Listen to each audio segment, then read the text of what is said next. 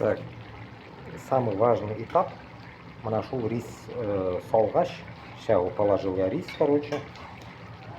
Если костями и посуда маленькая, то вытаскивайте, получается, кости, ну, большие куски вытаскивайте отдельно, потом сверху положите. Главное, чтобы равномерно рис распределился по дну. Ну, у меня, само собой, плоское все. Вот. Так что вот примерно ушла раринга. Если кто не шарит, обычно Башкортостанда, Татарстанда у наших всегда получается каша, короче. Они говорят плов, но на самом деле это каша. Для нас это шавля.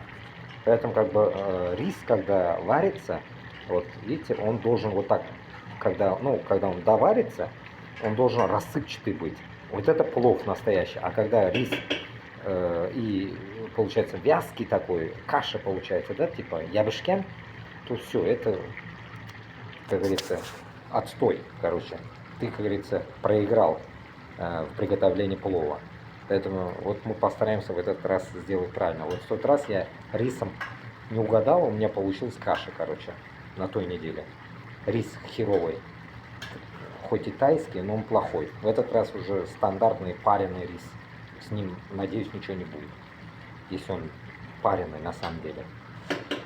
А так, конечно, узбекский, самый классный, это узбекский рис, конечно, девзира.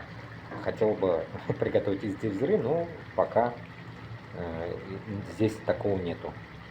Так что вот сейчас вот варится это все классно, еще вода испаряется, и будем посмотреть. Если не хватит, доливаем кипяток.